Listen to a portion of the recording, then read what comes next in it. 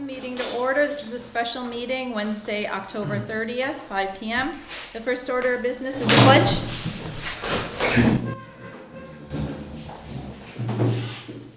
I pledge allegiance to the flag of the United States of America and to the republic for which it stands, one nation, under God, indivisible, with liberty and justice for all. Next order of business is visitors. Anybody from visitors like to speak this evening? Yes, Bruce. Who can keep up to maximum of 3 minutes because we have an extremely long agenda this evening, please. Thank you. Sure. Your complete streets policy approved by this board last week. I just want to make sure that you understand. There is a requirement that that policy be filed with your town liability insurance carrier in order for them to know how to handle accident claims on roads and sidewalks with issues going forward. And I can tell you as an insurance professional that the policy will unfortunately increase claim costs for the town. But the insurance carrier needs to know how to follow what you have approved, and they need an official copy of the policy. Okay? Thank you. Anybody else from visitors like to speak this evening? All right, moving on. Approval of minutes from October 23rd, 2019. So moved. Second. Discussion? All those in favor? Aye. We have an appointment for Olga Gabauer for the Human Services Advisory Board until June 30, 2021.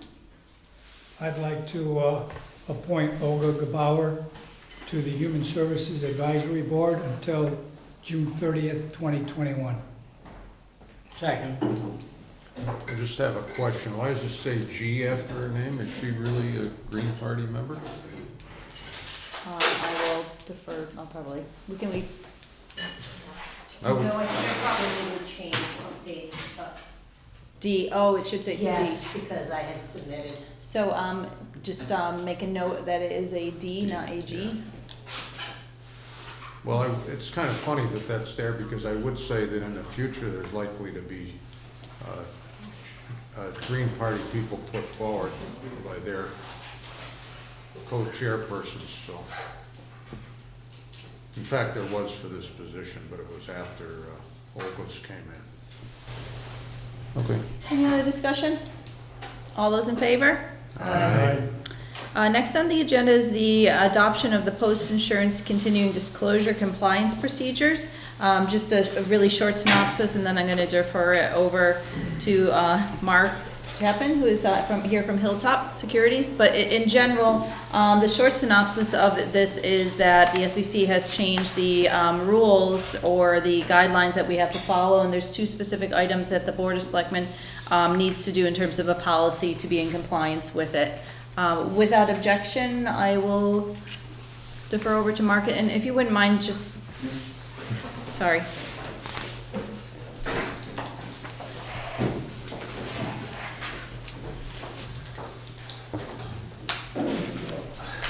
Good evening, everyone. Do you have questions for this, or specifically in regards to the policy, or? Just explain it. Okay. I read it, so you can go ahead. All right. So when the town goes out to issue debt, they agree to many things. One obviously is to pay the debt. The other is to provide investors with ongoing financial information, as long as the bonds are outstanding. So the SEC is not they're not allowed to regulate municipalities, but they regulate underwriters who purchase the bonds, and the underwriters need to be assured that you're going to adhere to to the agreement that you're going to provide financial information. So it's like any other investment. You know, if someone buys your bonds, they want the audit on an annual basis, and then there's 16 events that if they occur, you need to disclose to the market. They just added 2 new events, which are financial obligations, and we've been getting a lot of questions every time we go to market, not just for the town of Clinton, but all our clients, and all the underwriters are asking if the issuer has policies and procedures in place. So we've taken this opportunity to start recommending to our clients to add them so that we can, the underwriters can check the box and we can get as many bidders for your bonds when we go to the market. Does anybody have additional questions? All right, thank you. I would be looking for a motion to adopt the policy. Took me a while to figure out what Emma was until I got it. Right. It's not, you know. Everything says posted on Emma, and that's electronic municipal market access. Correct. So it took me to the second. And if you sign up for it, your email's gonna get loaded with Right. notices. The reporting, is this done once a year before February, or does it have to be done at the time that the transaction is made? So your ongoing disclosure is annually. It's required to be done by the end of February every year. So that's your financials, typically your CAFR, and if there's some of the other information that might not be in the CAFR, we pull that together, myself and the finance department, and then we make sure that it's attached to the CAFR or along with it. But there's other events that require that you file within 10 days. Yeah. So if you default, you know, there's 16 of those events. But since they just updated, the SEC updated it to include financial obligations, we've been taking this opportunity to say, let's try to get, you know, all of our clients, if we can, to adopt a formal policy and procedure so that when we put together the prospectus, we actually can state that you have a it's a mouthful, post-issuance continuing disclosure compliance procedures.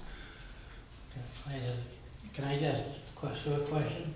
Sue, Finance Director? Sue, if you don't mind, would you mind just coming No, up? it's an easy question. Are you about ready to roll? Well, she has to be on camera. Sorry. Sorry. What What are basic? Sue, you all set with this? Yes, we've actually met a couple times in a couple meetings on this, but yes, and we're in constant contact anyway. Okay, very good. Yeah. Thank you, Mark. Thank you. I have one more question. I was a little confused about this. Can you explain the word material?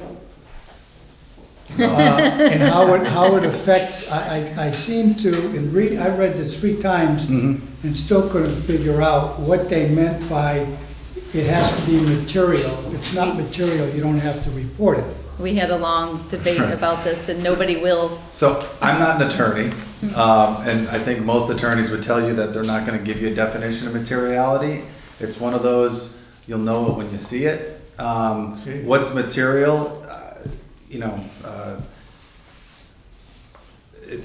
it could be language that you have in a transaction to purchase property. These are hypotheticals that say that you're going to pay the landowner in certain terms that supersede any of the bond covenants you already have outstanding. So material is you're now bumping all the bondholders for, you know, in the event of anything that happens, you're going to pay that person first. So that's material. There's also materiality in regards to size. So if it's a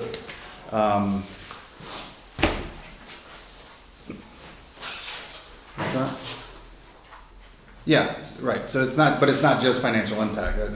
So if it's for, you jump into a lease for $30,000 for copiers, I don't think it's material. I think we would talk to the bond counsel or your town attorney to confirm that.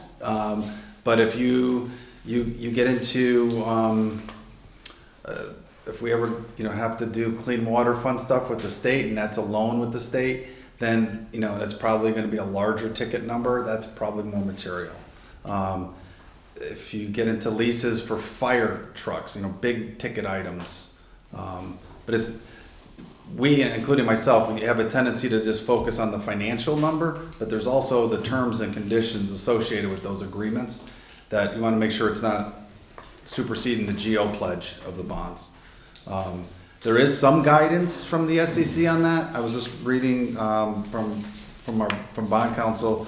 I didn't go back and read the actual guidance from them, but it's, materiality is sort of defined in some of their workings, but it's an ongoing discussion. The other 14 items used to be called material events. They changed that to just be events. So no more discussion about what's material. They're making you file if any of those things happen. So I think in terms of the best course of action is working with our finance director, working with Mark Chapman and bond counsel, is whenever there's a new event, we communicate it and then find out whether it is considered material. And then some tipping points just in terms of the financials. We talked a little bit, perhaps 10% of the operating budget of the town would be considered material. You know, there's some things that you could Well, put a financial marker on. basically, the people buying the bonds just want to make sure there's no financial difficulties within that town. Right? Well, they did, and they want to make sure that, because a lot of these things are off,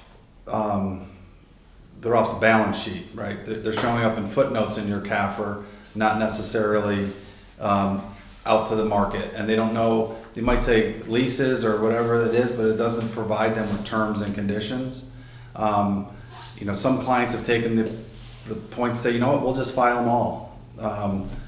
I don't know if that's what the SEC wanted, but they're getting it. So it's really on a case-by-case basis, and honestly, I haven't had anyone really sit down and say definitively, you know, a bright line of this is material, this is not. Are these really then obligations that a purchaser of a bond may not know about or see in the documentation they get? Is that what we're talking about? Yeah, or it might not show up for a year and a half later, because remember, the CAFR is, you know, 6 months late, or later than the fiscal year. They're saying they want any of those things that come up to be filed within 10 days. So you're not waiting for something that could be a year old. Okay. Okay. All right, I would be looking for a motion. Okay, I'll make a motion to adopt the post and issuance continuing disclosure compliance procedures. Second. Do we have further discussion? All those in favor? Aye. Thank you, Mark. Thank you. Alrighty, next on the agenda is the Public Works bid award recommendation. Without objection, I would welcome our Public Works Director, Todd Hayjack. Come on down. Just as part of our 5-year, we have 5 generators, large generators in town. We're looking at a replacement schedule. The first one is this year, which is Public Works. And I'm just looking for a recommendation for the low bid by GDL Services of $29,632.20. Quite a range of bids, huh? The 56,000? Yeah, and, that one was a little off. We're not sure. The rest of them are all pretty much in line. Good job. Yeah, could be. Now, has the money been approved? Yep. already? Yep. Okay, and you're recommending GDL? Yep. So you have experience with it? They're our current generator guy. Also the low bidder. Yep. It's called a win-win. So there's a 5-year maintenance, Well, replacement schedule? we have them planned out. Whether the capital's funded is a different. Okay. But we have DPW, firehouse. Is that the normal life expectancy? or- No, they're not 5-year. They're 1990. This one's a 1996. Oh, okay. But over the next 5 Oh, years, so we have. over the- Yeah, this is the first one. Are they all as old as this one? PD, town hall, firehouse. Yeah, they're all 1996s. Yeah. But the schools are fairly new. Newer, Is that newer. your problem? Is Yep. that your issue? Yeah, we take care of all the generators. Okay. I'll make a motion that we accept the DPW replacement generator bid from GDL in the amount of $29,632.20. Is that it? Further discussion? 20 cents. Can I just ask again, what was the age of this? What was the? 1996. And this, so the PD and the town hall and what And other? firehouse, headquarters. Okay, thank you. PD's not that old though. Oh, it's true, it's only 10 years old. 11 years 12 years old, 13 years old. 16 years old. old. No. Thought it was finished in 2006, no? Back further? Okay. All right. All those in favor? Aye. right, next on the agenda is the Local Transportation Capital Improvement Program Grant, LOTSIP.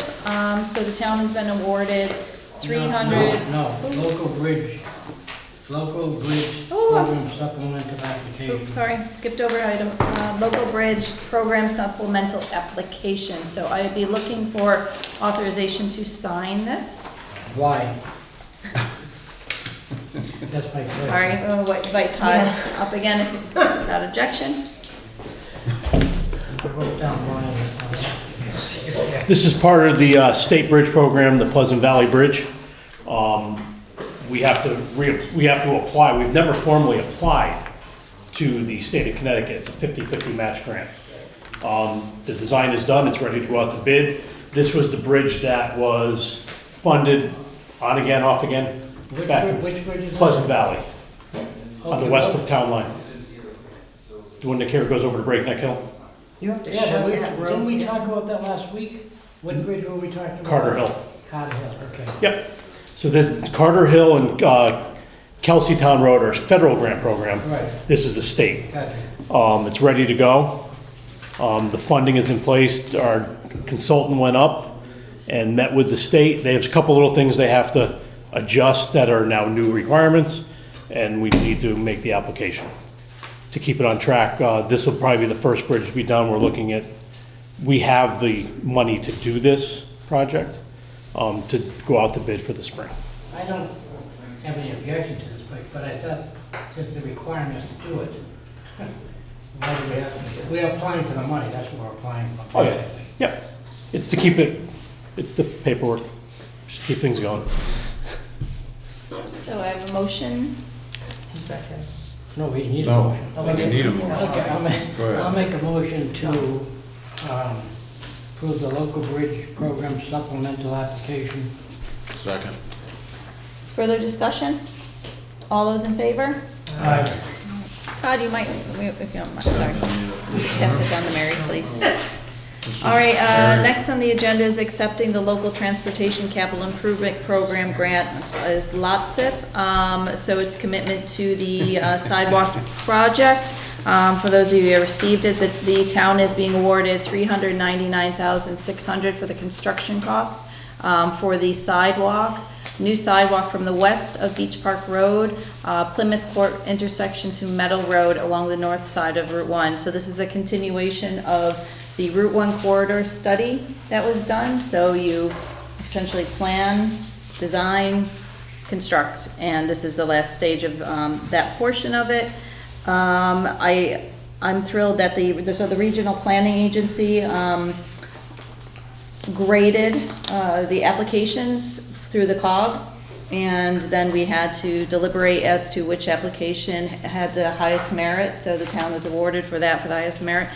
Specifically, I pointed out that there's a lot of people that utilize either bus service or are walking in that area. It's a very dangerous intersection for people to be walking in the street with their groceries, etc. So I'm thrilled that the state provided that. So I would be looking for a motion to accept it. I just had a question. I'm looking on the page that says the Town of Clinton East Main Street Sidewalk Preliminary Opinion of Cost. Obviously, this is probably going to be higher because this is in January and we're now at the end of the year. But it says the bid total of $311,000, and we have a funding for $399,000. Is that? That's not the town's contribution. The town's only doing the engineering of the sidewalk. Okay. Does the $399,000 cover the cost of the $311,000? Or do we have, what's our cost in this? It's the engineering. Just the engineering? Okay. And that's what this is? $399,000 is the construction cost. The engineering cost is covered under infrastructure or professional services through the general budget. Okay. So I want to apologize for my misunderstanding earlier. I thought that we were getting, that the state was providing $399,000 towards a total cost of, say, $800,000. This is, so I don't understand the disparity between the numbers, the 399 and the 311. When they've added in a 10% contingency to this already, are they, where is that other, so why would they allocate 399 when the expectation for the project is 311? And when I read this, Town of Clinton preliminary opinion of cost, I thought this meant that this was Clinton's contribution to the project. To the project. But this is actually outlining what the state is proposing to do and the costs they are assigning this. This is not something on the shoulders of the town. No. According to the letter and what we've been communicated through the process, we are covering the engineering portion. And that's it. That's it. Do we have is to not make a tiny. motion to assign a certain value to the engineering and? It's really generated by the cost of the engineering, so we'll find out with the amount of work that is encompassed in it at that point. Okay. But we have a consultant engineer that the town has hired, so it'd be covered under those services. Well, so why would the state say they're giving us $400,000 for a $311,000 project? I think at some point during the process, the original preliminary costs, they elevated the cost, and that's why it went up to $399, because the application went in many months ago, and there's escalators that they have to attribute, expectations of cost, etc. Well, I have 67,000 here for contingency and incidentals, so it's only 333. So it's only 20,000 more. The chart with the 311,000 on it is dated January I know, but I mean, have 2019. things increased 30% in 8 months, whatever it is? Again, it's a preliminary, I would say, when we put in the application, it was a preliminary application, the state comes in, they probably do some additional reviews. Yeah. They probably go out and take a look at it before they make the award, and they probably determine there was More work. additional areas that weren't covered, that needs to be addressed. Well, that's what I read in here, was that they came in, did their own evaluation, and they came up with 399 instead of 311. A lot of this all works off the computer-generated programs. Right. Just like the bridges, and they plug the numbers into the bridges, and the computer program tells them what the costs are. These are according to Some of the their formulas projections, change. Right. Yeah. Do we have any other questions? No. Good job. All right, I would be looking for a motion then. Well, I'll make a motion that we accept the commitment to fund $399,600 for the state sidewalk construction project number L027-0001. Second. Further discussion. All those in favor? Aye. Next on the agenda is the town manager. Phil, if you wouldn't mind filling us in on where Sure. we are. Things are moving along, I would say, rather well. We have, at the present time, we have 10 semi-finalists. The search committee will be meeting, and, for Mary? Yes, thank you. Sorry to interrupt you. What we intend on doing is coming up with a recommendation of 5 finalists, which will be passed on to the new council once they're elected. And so we'll be meeting with the new council on November 12th, actually before they're seated, but all the information will be shared with them. Actually, the information will be shared with them right after the election is settled, so assuming there's no ties or other issues, all the documentation we have will be shared with the soon-to-be seated council candidates on November 6th, the day after the election. And then they'll have 6 days to review all the material, including video interviews that were done. And it's frankly quite a task. It's quite voluminous. And then we'll meet the evening of the 12th, and we'll explain, SGR will be there physically, and we'll just present the people we like, but the decision will be theirs. And, but we have to leave that meeting on the 12th with a decision to meet the time deadlines that we have. Yes? But my understanding is that the town council elect will be able to see the 10 candidates that you have bio books for. You'll see them on. In case they have somebody else that they'd like to. Oh, take a sure, you'll look see, at. no, yeah, you'll Okay, see all They are 10. not just gonna have those 5. The elected council people will see all 10, all the documentation, everything on November 6th. And you- Or it'll be available on. Well, they're available, they're here, Checkout system. they're here. Yeah, but The council candidates can pick them up from Mary Scatino, and library. we'll have to sign a non-disclosure agreement. Again, it's very sensitive information. These people all have jobs, and they don't want it to get out that they're searching around. Some may have revealed it to their management, but some may not for various reasons. And so you'll also be given links to the video interviews, which you can sit down and watch, and each one for each candidate would take, I don't know, 12 to 16 minutes.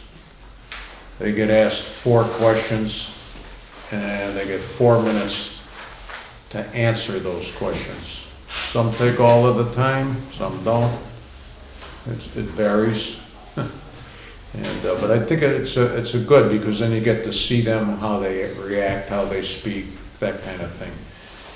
You shouldn't weigh it too heavily, because, you know, some people are just good at that, others are not, but they may be good at the things that really count. So it's one factor of many that should be considered in, you know, in picking the finalists. And then, of course, the winner, if I can call him the winner, would be picked on December 3rd or 4th, and new council would be totally in charge, and they'd have to negotiate an agreement. And hopefully that person will, you know, will accept first of all, and then sit down and negotiate an agreement and get them here as soon as possible. That's about it. Quite a bit. Thank you very much. Do you Yeah. want to report anything else from Selectmen? I don't think so. That's kept me real busy. Do you want to check? Okay, I went to a week ago, went to the police commissioners meeting, so I didn't report it last week. So 2 months ago, an Arc Road resident came in and requested a crosswalk at the Morgan Route 81 across the street, and police commissioner and chief sent it up to the state. They haven't heard back. And then for the last 2 or 3 meetings, there's been people have been on Grove Beach Improvement Association, or Grove Beach Association, have been complaining about traffic issues at the stop sign down there. So the commission and the chief investigated it, and there's a triangle down there about 1.2 acres, and you could put in a T-intersection or a traffic circle or whatever, but it would be up to the association. But the chief has investigated that. They received a lot of correspondence, got a donation of $500 from the Shoreline Community Women for the RAD program. I'll just put this out there, no problem. The police department overtime's on track. And on the communication side, they had one part-time dispatcher resigned, but 2 more part-time dispatchers are being trained. Crimes in Clinton are down and are attributed to proactive policing. They received 2 checks for asset forfeiture amounting to about $6,500. And PIC received a grant, as we all know, the large grant, and they'll be working with the police department in regard to the PIC grant. And there's going to be an Department Award ceremony sometime in December. The date hasn't been determined. And I got this written, some of the stuff written down, some of the minutes here. the repair of radios is an issue with the Motorola contract, because Motorola will be no longer supporting those radios. And I know Captain DeCote was on top of that, so, and they're putting a new standard up for the grooming standards for police officers. And they had, training was heavy this month. They had 585 hours of training for 18 employees. And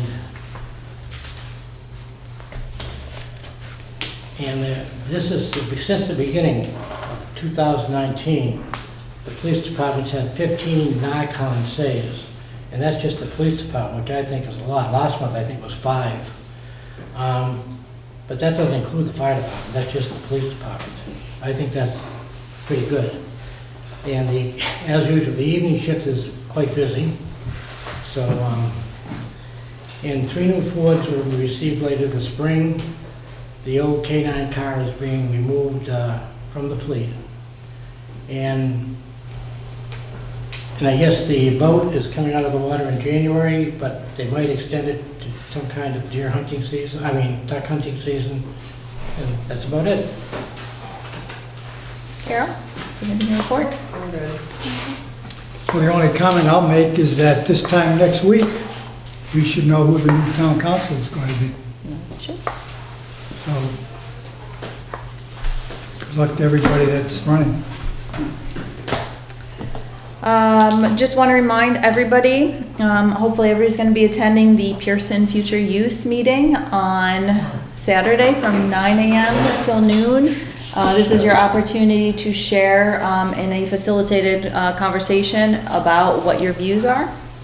One of the things the town, just from the I guess you'd say the management level, is we have a shortage of storage space. So just part of the conversation. We have a lot of documents that need to be stored, and if it remained a municipal use, that would be an opportunity to use some of the area for that. Not saying that is what the use will be, but that's just a conversation that came up recently. So again, hoping everybody can attend 9 a.m. to 12 p.m. To meet up there at Pearson. We'll have some snacks for everybody and coffee to keep you going. And I also know that there's, I guess without objection, I just want to recognize the police chief. They're also doing an event from 10 to 2. 10 to 12, excuse me, 10 to 12. Oh, it's 10 to 12. Yes. All right. So maybe you pop down to Pearson and then pop off to the event. I don't know if you maybe I'll have you just come over. It's a great event. Sure. Sorry, Vin. So, in cooperation with People's Bank, we're putting on a senior safety, which is basically an event that reach out to our senior population, have them come in. We're going to discuss how to protect themselves against frauds, being safe in the home, and try and open up a dialogue with them. This is a project that I used to work with People's Bank many years ago. They're very good at implementing it. It's going to be at the Morgan School in the auditorium. So again, get the seniors up to the new school to see where some of their tax dollars have gone and participate a little bit there. It's open to all Shoreline seniors, and we're looking forward to having this as a starter event and open up an open dialogue with our senior population. So everybody's welcome to come. Please come, 55 and older, or if you're a little bit under like me, we'll still let you in the door. Thank you very much. I just want to recognize a Boy Scout who has achieved, he's on the venturing crew and has achieved the Order of the Arrow. He's also just completed his Eagle Scout project, so it's Liam Whittle, for those of you who know him, and he's completed a bench over at the St. Paul's Roman Catholic Church in Waterford. So we're going to send up a letter to him congratulating him on that achievement. And lastly, I just want to touch on the Indian River Landing, give you an update on that. So they're going to be coming to planning and zoning fairly soon with their site plan. We had a meeting this week, 2 meetings in fact, both with the developers, the engineers, and the architect to discuss the overall plan. Their site plan is pretty much solidified at this point, and the only impacts are the questions that it raises with DOT, so the Office of Traffic Administration. So we're trying to expedite a meeting with them so that we can get consensus that the plan is the direction DOT will go in, so that ultimately there's no changes to the interior layout of the site. If they do not approve or preliminary agree that this is the correct direction, the developers might have to adjust the overall site plan. There is good news in that the DOT did extend the contract of FHI, so Fitzgerald and Halliday are the engineering firm who did the Route 81 corridor study, so they're now going to continue their contract to allow them to participate in the reviews, the engineering design reviews of the street configuration to Indian River Landing. So I'm thrilled to hear that. So Greylock is finalizing their contracts with 2 key tenants at the moment, a large retail grocery store and a hotel franchise. The work continues on recruitment and negotiations of other tenants, including restaurants and other retail. Work with the site plan and landscape architects has resulted in some redesign, which includes an attractive large central green space, improved views to the second level buildings from Route 81, and rotation of the anchor tenant. So we rotated them from street facing to the other direction, which actually gives a much better sight line, interestingly, from the exit at 63. So the tenant seems to be happy with that. The originally envisioned multifamily townhouse component in the easterly rear portion of the site will likely be replaced by the hotel pad due to the market forces and water capacity on the site. Architectural renderings of the buildings fronting 81 have been developed in a way that reflects both the mill heritage of this portion of Indian River and New England colonial character of Clinton. Traffic analysis is being prepared for submission to the Office of State Traffic Authority, OSTA, and the meeting is planned with the town developers, DOT, and as I said, Fitzgerald and Halliday. The goal of the meeting is to ensure that the required roadway intersection improvements are harmonious with the lower speed village characteristics and complete streets, encouraging bicycle pedestrian use. In summary, there is plenty of work left to do, and some things will change, but the project is proceeding well, and Greylock and the town remain committed to moving our partnership forward. So everything is really working very well, I would say. So I'll put out I'll just pass them around and take a quick peek at it, what they have planned thus far. Does anybody have any questions? So just to clarify, I know a lot of people are asking, when does the building get demolished? As soon as the contract is finalized, that means they have their land use and traffic applications approved. Then the contract can be executed. So that means the transfer of funds will take place at that point, and they continue to make their deposits as per their contract, but at this point, the final deposit would be at execution of the contract. So again, expecting planning and zoning in the next month, and simultaneous Office of Traffic for the preliminary review. I would assume it's traffic, which is the main hurdle. I wouldn't say it's a hurdle necessarily, but there's cost implications that play out. Again, the developers are somewhat on the hook for the current volume of traffic from Clinton Crossing. Does anybody have any questions? All right, moving on, we have an executive session. I would be asked to include Mary Scatino, Attorney John Bennett, Chief of Police Vin DeMaio, and Chair of the Police Commission, Peter Niles, into the executive session. So moved. Discussion? All those in favor? Aye.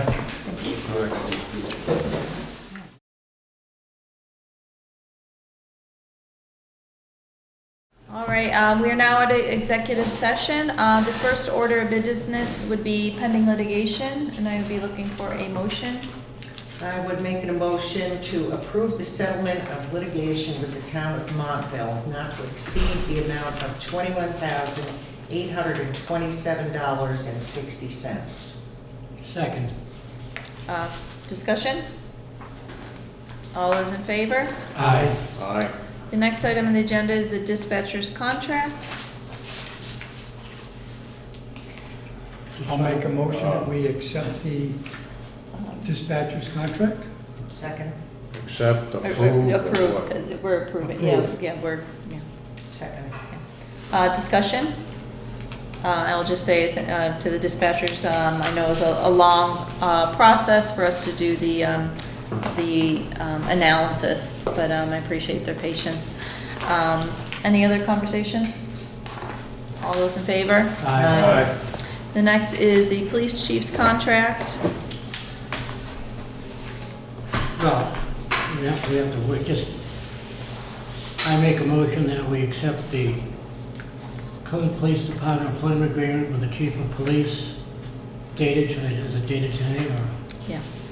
dated today's date With the changes. with the changes agreed upon in the executive session? You'll have to say the change, You have the to one say what change. they are. Not, you don't have to go through all of them, you do have to, the salary, the change that's not part of the contract. Okay, and with the salary being 130,000. And the extra year, It's, you gotta mention that, don't you? it's in there, it is. Or did the- we just accept all that language? Yeah. Correct. Okay, Yes. so that's it? Mhm. Okay. Second. Oh, sorry. Do we have further discussion? All those in favor? Aye. All right. Thank you. We would just need a motion to adjourn. So moved. Second, wait till next meeting. Aye. Next door. Aye. Good luck with it.